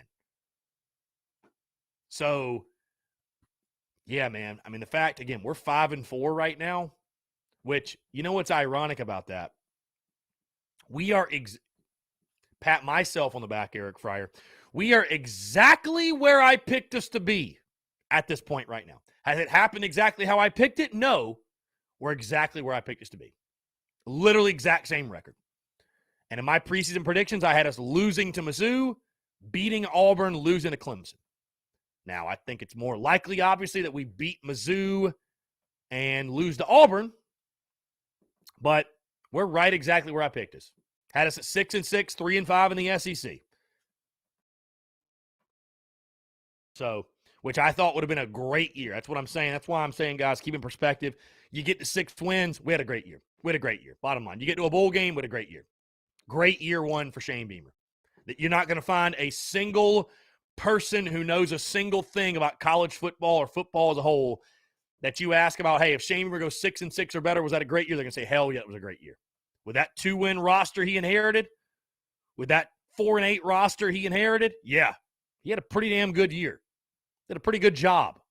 Doesn't mean the entire roster is full of slapdicks and full of nobodies, but top to bottom, to take the roster and do what he's done with it thus far, I think he's done a hell of a job. So, Tip your cap. Tip your cap to him. And even more importantly than talking about talent, he's taken a bunch of dudes and made them believe they can win again.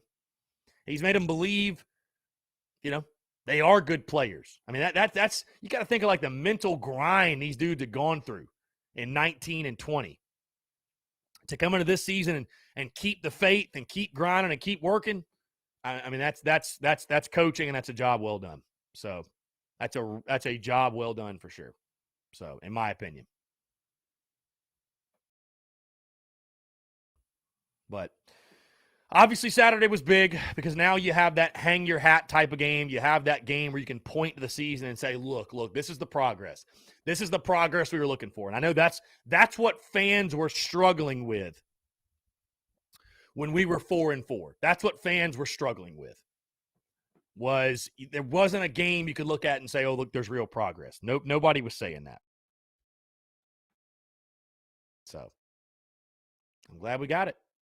And again, another huge opportunity on Saturday. Huge opportunity. Huge opportunity.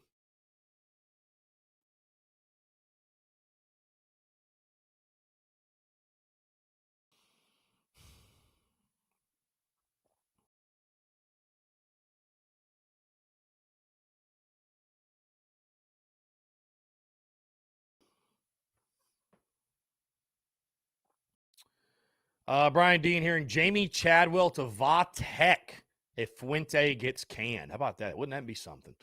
Justin Kyle says, I'll be at Auburn. Got some killer tickets on my government discount section, 306 row 2. Attaboy. $50 each. Gotta love that. Gotta love that, Justin Kyle. Look forward to seeing you there. Absolutely. Man, if you can beat Mizzou, woo, Willie B's going to be rocking. Willie B will be shaking if you can take down Mizzou on Saturday. Truly.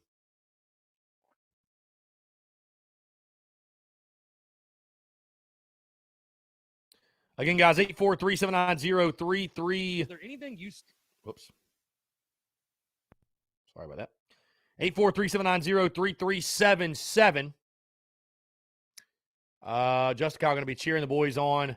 Seawells. Yeah, Seawells. Hell yeah. Yeah, the TSUSTL going to be back. You know it'll be back. God, we had a blast. Saturday. That's putting it lightly. Aaron Thompson, how was the men's crowd last night? I mean, season opener against USC Upstate for a team that won 6 games last year. I'd probably say there were like 5,000 people there. I mean, what do you expect, I guess? Brian Dean, if we play like we're capable, we win the Mayor's Cup. I agree. How many years? We haven't beaten them since 18, right? Yeah. Yeah, lost to them in the last 2 seasons. Yeah.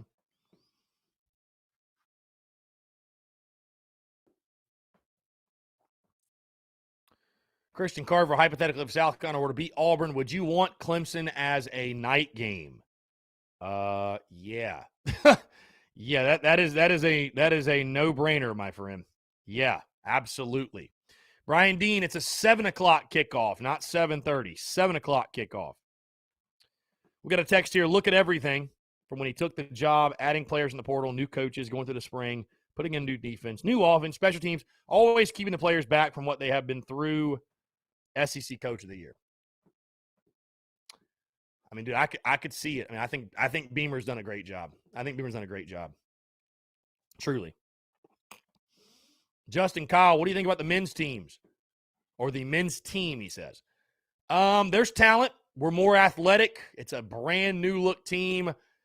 I mean, my preseason prediction, Justin, was 15-16 overall, 6-12 in the SEC. I did not pick us to have a great year. I think there's certainly a lot of question marks. What does your best 5 look like?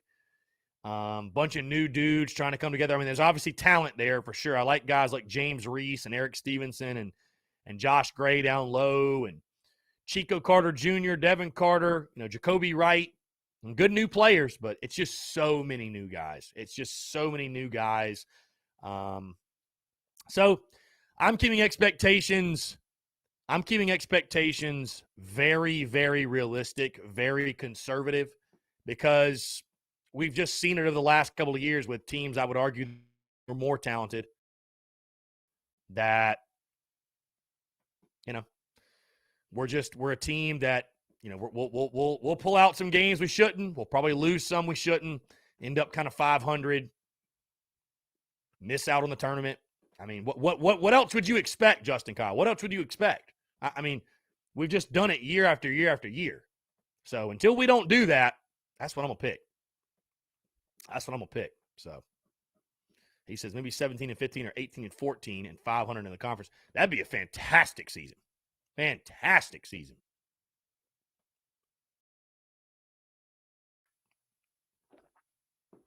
Yeah, that'd be a fantastic season.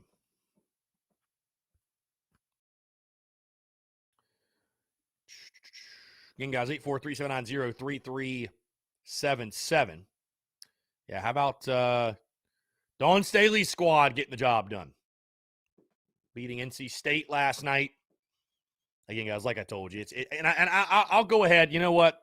For those tuned in, I can be very transparent and honest with you all in that we're going to cover women's basketball a lot more in depth than we ever have. With that being said, will I be watching every single women's basketball game this season? Probably not. I'll be just totally honest, because there's so many other, for example, the women have a game. The women have a game this Saturday, the Auburn game. Am I going to watch that? No. Neither are you. So, we'll be keeping up with it. We'll be watching as many as we possibly can. I can't wait to go to my first one. I believe we play Clemson on the 17th the 17th. So I'll be watching as many as I can. But again, just realistically, guys, you all know where the priority lies. Football, baseball, men's basketball. Those are the money makers. Those are the revenue generators. I know I don't have to explain myself to you all, but I want people to understand where I'm coming from, and I've always been very transparent when it comes to content. I like Gamecocks women's basketball. I'm a fan of Gamecocks women's basketball. I care, but realistically, you got to allocate your time to the things that make money. I mean, really, truly, if you just want the honest truth. So, and I'm one man. So, I can't guarantee I'll watch every single game, but we will be following along, and I'll be covering it more extensively than we ever have. I'll put it that way. So, and I'm excited to do so because it's a great team. Watched it last night. We have a fantastic team. Aaliyah Boston's a freak. Zaya Cook's incredible. We're so loaded. We're so deep. So,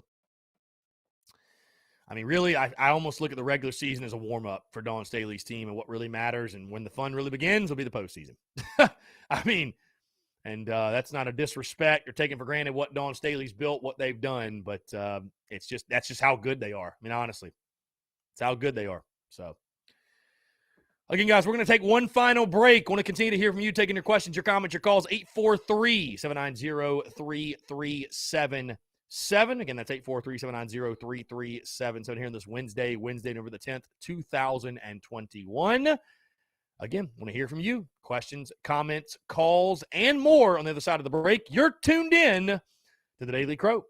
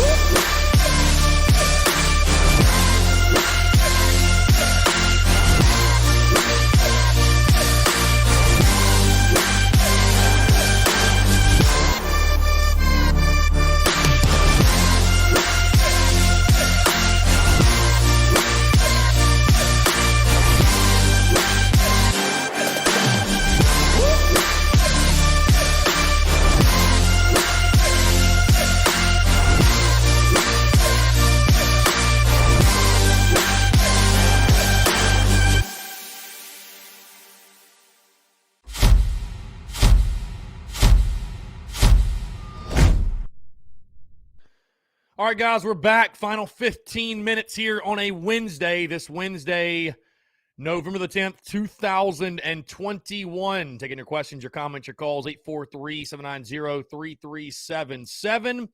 That's 843-790-3377. Clayton White, speaking to the media today, did talk about Jason Brown. He said, quote, to me, Jason's always been able to showcase his talents, run around and sling the rock. He's been working hard. It was great to watch him play. It was awesome. He also said, moving in the right direction, quote, it was great on Saturday to have that feeling during that moment. You do come to Carolina for that, the way that was, to play those kind of opponents in front of that home crowd. The good thing about the SEC, you have to flush it the next morning and move on to the next one. So, talking about Drinkwitz's offense, quote, different players, same style of system. I think he's doing a great job of adding things over the years. Travis says, I like hearing that we had a players-only meeting shows leadership. Yeah, Marshawn Lloyd talking about that yesterday. Hey, whatever it takes, man. Whatever it takes. Guys come together, put their heads together, make it a point. Hey, we're going to do this. We're going to play this way. You love to see it. I'm down for it, man. Love to see it. Total change of subject, by the way. Just went downstairs real quick during the break, and I have like my nutcracker for Christmas, and I have also the Christmas lights. I'm curious, you guys. Again, I know this is something that gets widely debated in the month of November. When is too early to put that up? I'm thinking after Thanksgiving. I'm thinking that Monday, November the 29th. I almost wait till December 1st to put up Christmas stuff, but thinking that Monday, November the 29th is when we'll have like the Christmas lights and all that. I don't think the day after Thanksgiving I'll do it quite yet. That Monday, November the 29th, though. I think so.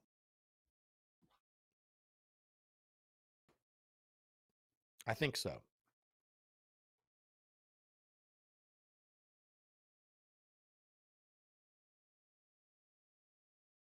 Thaddeus is after turkey. See, some people put their trees up right now. Some people put their trees up right now, believe it or not.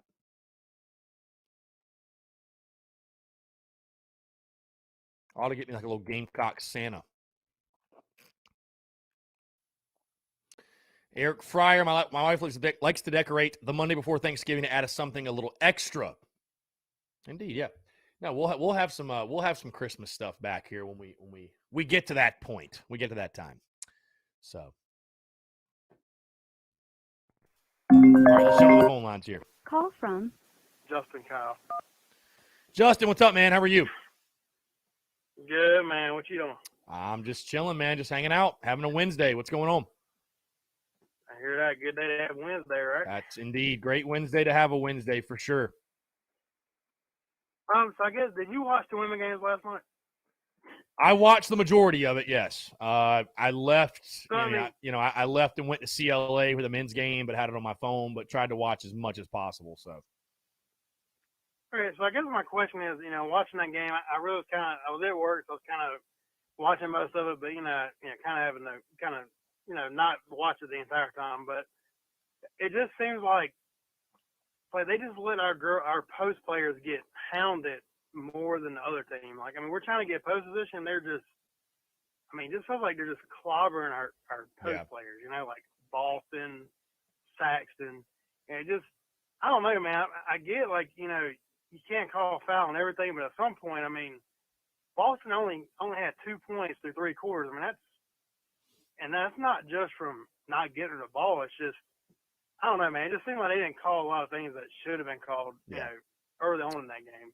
Maybe some home cooking, man. You were in Raleigh. you were in Raleigh, so maybe not getting the benefit of the doubt. I don't know, man. Who knows, man? Thank goodness you got a player like Aaliyah Boston who can overcome it. But I guess for me, I didn't really expect us to blow them out. They're going to be a good team. They're probably going to be top 5, definitely top 10 all year. Right.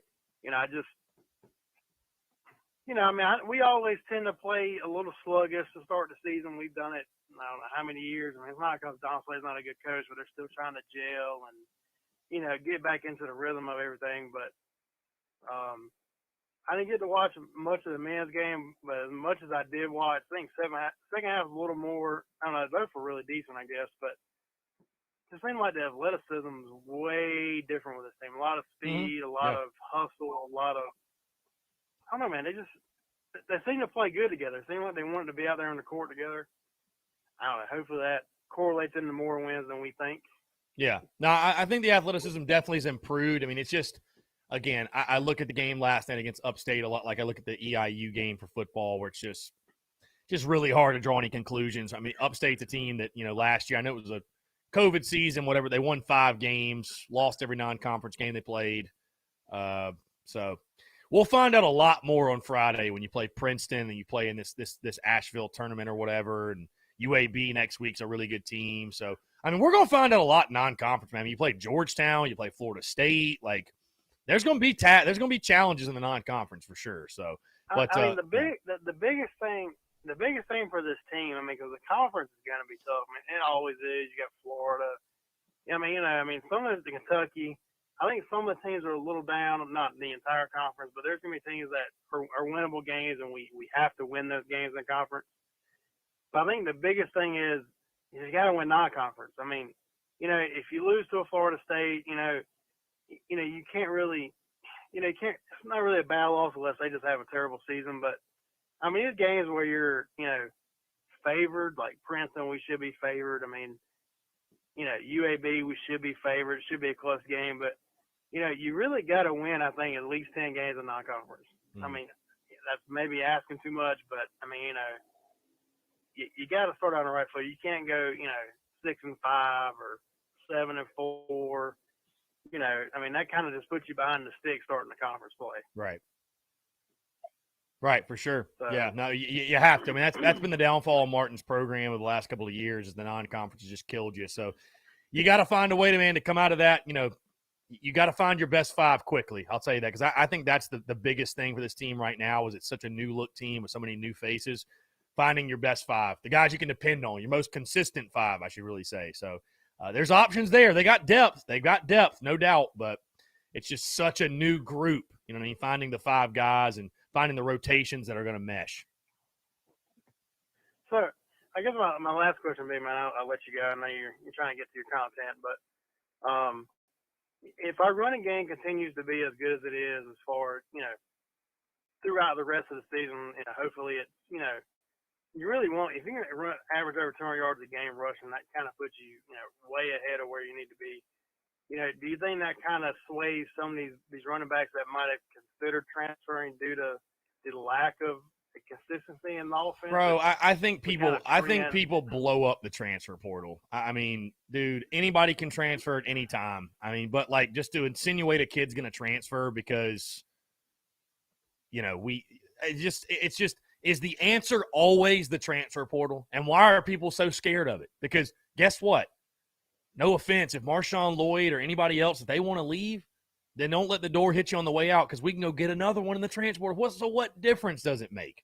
I mean, not everybody wants to tuck their tail and run. You know what I mean? Like, not everybody wants to do that. So, I mean, it's just like I think it's kind of funny. Like, I understand the transfer portal is a reality. Kids are but a lot of these kids, it's like, dude, if a guy like Marshawn Lloyd didn't want to leave after last year when his head coach got fired that recruited him, I mean, I don't know. I think it's like people almost use it as like a threatening, like, oh, well, he's going to hit the portal. Well, if he does, he does, man. Like, that's his personal decision. What are you going to do about it? I mean, there's nothing we can do about it, Well, I mean, that's kind of, that's very true. And that's where I agree with last year. We lost so many players. I know coach got fired and all that, but it was kind of like, when, Robinson left and, a lot of our secondary players left, to me, I'm kind of like, you know what? I mean, if you don't want to be there, I don't want you there. I mean, I want you to have pride in the jersey you wear. Because I take pride in being a fan, even though it's hard as hell at times. Right, for sure. I just, again, I feel like people almost use it as like a threatening type of messaging to it, like, oh, well, he's going to hit the portal. It's like, well, if he does, then so be it. I mean, I don't know hey, we have 4 running backs, man. The guys knew what they were signing up for when they came here and they knew the depth in the running back room. So, will we have a guy transfer? Will Rashad Amos probably hit the portal? Yeah, probably. But, hey, they come to school to play. We don't need 4. We only need 2. So as long as we got 2, I'm not really concerned with what the other guys want to do. I mean, depth's great. Don't get me wrong, but we'll just go recruit another running back. Like, who cares? You know what I mean? Like, so I know Juju had that touchdown and that short yardage there in the Wildcat package. I mean, do you think there's anything of, do you think he didn't get as much carries as based on the fact Harris and Lloyd and White were just on their game? They had the hot hand, I guess. because Juju you're talking about? Yeah. I mean, yeah, I think he's a true freshman. I mean, I think that's another thing. You know what I'm saying? Like, I like Juju too. I mean, do I think he's a 25 carries a game type of back? No, not at all. I think he's an explosive dude that you kind of you pick and choose your spots with him, but Kevin Harris and Lloyd, and I mean those guys have earned their carries too, man. I mean Kevin Harris was the leading rusher last year, as we all know. So I mean, I mean as much as Juju impressed early and has impressed thus far, I don't see him coming in and taking all their carries away. You know what I mean? It's and it's just you go with whoever gets hot and. I mean, Harris and Quan both ran for over 100. So. I just kind of thought, and I'll leave it at this. I just kind of thought maybe at this point they're maybe trying to save his red shirt. Maybe. I mean, maybe. Latter part of the season. I mean, we got 3 good running backs. Do we really need to burn his 1-year eligibility for him to get 10, 15, 5 carries a game? I mean, is it really worth that? I don't think so. Yeah. No, yeah. I mean, again, I don't know. We'll see. Are they saving his red shirt? I think they're just going to play who we got to play to win. I think that's probably. I don't know. That's what I would think, but who knows? I agree. Yeah. So. All right, man. I appreciate the content, man. As always. Yeah, man. No, I appreciate the call, man. Appreciate that. Thank you. 843-790-3377. Yeah, again, guys. I just think the transfer portal gets kind of blown up a bit. I mean, it's. Number one. I mean, guys want to play, right? So if they're not playing. Then, yeah, the portal is going to be an option. But people just think the transfer portal is this immediate solution. Guys, you still have to find somewhere to go. You can't just enter the portal and it solves all your problems. What if you enter the portal and nobody needs you? The grass is not always greener. It's not. Roy Gwynn, does Kevin leave for the NFL this year? If so, I think that makes sense or makes for something interesting for Lloyd and Juju next year. Roy, I would say this. I don't see why he would. I mean, he had one good game, and he hadn't had a good season. He hadn't. He had the back procedure. Has he really been able to fully put his skills and talents on display this year to most help his draft? I don't think so. I think it. You want to be honest? I think it'd be a bit foolish for Kevin Harris to leave. I think he'd be the latest in a long line of Gamecock athletes that probably shouldn't have gone. So, it's not like he's running for 1,000 yards again. And I'd come back if I were him. Again, that's just me, but I'd come back if I were him. Jonathan Shocked, I was really impressed with our defensive backs playing tight coverage on the outside and everyone else getting after the ball Saturday night. How do you feel about our defensive play calling against Florida, and what can we take away from that to the Missouri game? The play calling has been good all year. I love the aggressiveness. I think you can take that in the Mizzou game and just opportunistic, man. I mean, again, this is a defense that should be playing with a ton of confidence. So I think you can bring all that into the game. Clayton White will have another good game plan, I think, prepared. Darrell Wall Jr., Frank's got some big boys with Woodley, Levesque, Gray, and Benson's going to be a player. Stevenson can shoot the rock, and Devin Carter and Jacoby Wright got a lot of upside. Get Keyshawn back, and this team can maybe continue to go upward. I'm with you too, Chris. Expectations low right now. This team's looking more athletic. Yeah, I mean, listen, I think they need to be low. I think it's healthy for Gamecock fans want to be low because, again, the last 3 years, the 3 previous teams, I said all those were tournament teams, and we were nowhere near it. So I'd rather, again, be happily surprised than be let down for a 4th straight season. You know what I'm saying? So there's talent. There's athleticism. There's guys on that roster that, the potential's there. But potential's a scary word, right? Because that's all it is right now is potential. So we'll find out a lot over the next week and a half, 2 weeks. We'll find out a lot as we continue to go through non-conference play. We'll find out a lot. You got Princeton on Friday, like I said, either Western Kentucky or Minnesota on Sunday.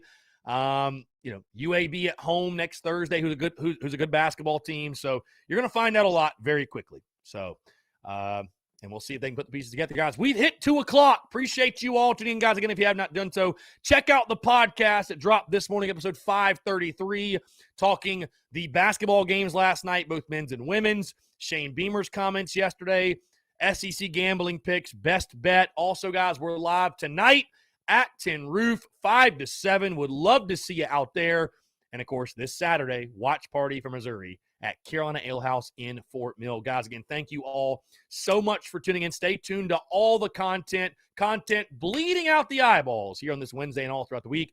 Appreciate you all tuning in. Have a great rest of your Wednesday, and we'll